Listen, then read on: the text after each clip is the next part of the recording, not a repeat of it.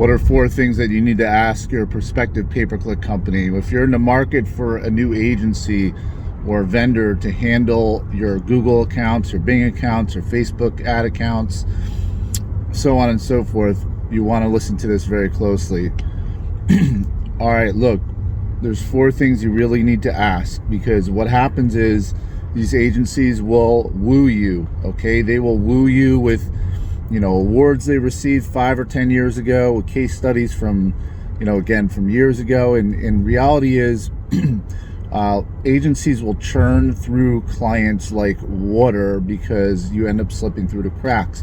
And so you have to ask the right questions. You also have to ask the right questions to protect yourself from some of the games that, again, some of these agencies play. So the 4 things are this. Number 1, you want to ask about billing, okay? You need to make sure that the billing is going to be transparent. There should not be one fee that includes both the ad costs and the agency's fee. When that happens, and there's not transparency in how that fee breaks down between the ad costs and the agency fees, you end up getting screwed because you end up paying a huge percentage, sometimes double or triple what the actual market rate for agency fees should be. For example, you might pay an agency, let's just call it, they bill you $50,000 per month, and they say, okay, Mr. Client, this is going to be for ads and our fees. Well, lo and behold, you end up finding out that by looking at some reports and figuring some things out, that they're actually taking $20,000 fee out of that, and only $30,000 goes to your ads. And you don't want that sort of thing to happen, okay? So that's why ideally it's 2 separate bills. You pay Google or Facebook, or you pay the ad platform directly, and then you have those invoices available that you have access to. And then number 2, there's a second fee that comes directly from the agency. Or if they are going to charge one fee, it is clearly itemized on the invoice, the delineation between the ad costs and their fee, okay? But I don't like that route because it's too easy for the agency, I hate to say it, to fabricate that sort of document, okay? All right, so number 2, you need to ask about access to your ad accounts. Are they going to be opening up new accounts, or are they going to be using your existing accounts? Let's say you don't even have an ad account yet. Well, how is that going to work, okay? Well, all right, so here's the answer. What you really want to see happen is you want the agency to use your, number 1, use your existing account if you have it, or number 2, if you don't have an account, you open it up and then you grant the agency access. What you don't want to have happen is the agency owns the account. You don't want the agency to open the account under their name or umbrella, so that if you decide to terminate the relationship, they are able to hijack that account and kind of hold it, I don't want to say blackmail, but kind of hold it against you, or like kind of use that as a tactic to keep you locked in to the relationship longer than you should be locked in other words, okay? So you never want them to be able to hold that over your head. You want to have full control of the accounts and access. You want to be the owner. So for one day you decide that the agency isn't taking good care of you guys, then you want to be able to remove the agency from the account, and you don't want them to have that control over the access, okay? So that's the second thing. Now, the third thing is you want to ask, this goes back to the whole being wooed thing, okay? You want to ask who is going to be handling your accounts. And so what happens is, with a lot of agencies, is they will kind of use a smoke and mirror effect sometimes, and they'll say, well, we have a team. Okay, well, the thing is, that sounds good, and a lot of times that, that can be a good thing, but who's on the team?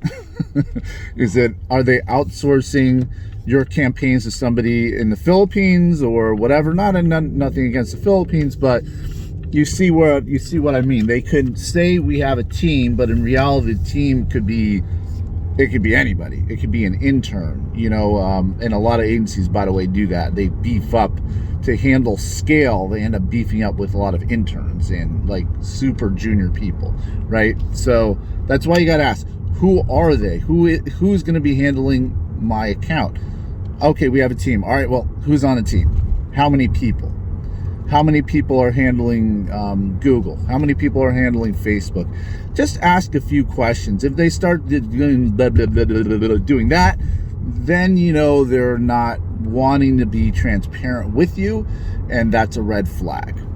You know, if they're able to come back then and say, oh, well, we have a team of 3 people, and, you know, Joe handles all of our Google accounts, and, you know, Carla handles all of our Facebook accounts, or whatever, then, you know, at least you have some level of transparency and be like, okay, that sounds great, and, you know, tell us about, you know, Joe's experience. You know, how long have they been doing media buying? How long have they been working with Google? Do they have experience in my industry? So you can kind of peel the layers of the onion back a little bit. You shouldn't expect the agency to tell you every single intricate detail about their setup, but you should expect that they're going to be transparent with you when you start to ask those questions. And if they're not willing to do that, they keep it like sort of this black box mentality where it's like, oh, well, we have a team and it just depends and blah, blah, blah. If you hear a lot of stuff like it just depends and like real super like generic answers that are subjective and can mean anything, and you can't get to those specifics, that's a red flag. Okay, so you know, I would just be careful with that. So make sure you're asking those questions about who's handling your account. And then the final thing is, you also want to ask about specifics in terms of strategy. Okay, again, this goes going back to the thing of being wooed. You don't want to just have the agency, so you look at their website and you say, okay, well, they have a nice website. Okay, they have, you know, they flew out and visited Google 10 years ago, 15 years ago.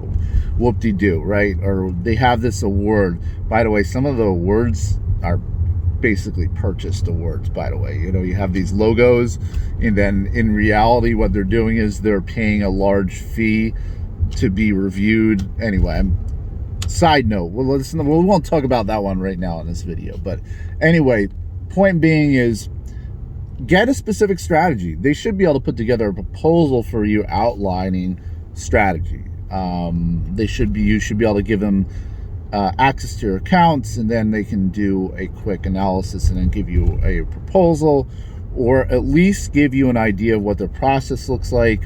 If you first talk to them about your business, they review your website, maybe review some of your competitors, you should be able to have an intelligent conversation before you sign any sort of contract about what's actually going to occur.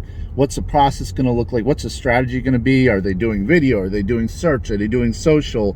What's the segmentation look like? What's the value proposition you're going to go after? Who are the competitors you're going to look over? Like, you know, what's the landing page strategy, the funnel strategy, all those sorts of things. There should be some type of discussion about that before you engage with any sort of agency or vendor. Now, again, be reasonable about it. You shouldn't expect, you know, in a proposal stage for an agency to give you the full exact blueprint of what, you know, what's going to happen, because then frankly you could take that and, you know, at least attempt to do it yourself, and then it's not realistic. But there should be at least an outline. There should be at least an understanding of the process, at least an understanding of, in general, at least of the strategy that's going to occur, at least initially, and things like that, right?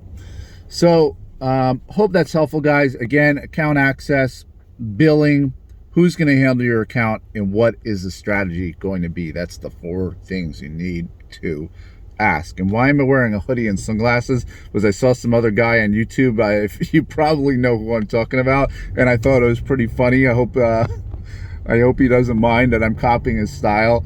But I'm just messing around. So let me know in the comments if you like the hoodie and sunglasses look, and if you I mean, it's Halloween coming up anyway, right? It's like we're like 2 weeks from Halloween. So let me know what other get-ups you want me to wear in the next video, and I will talk to you guys soon.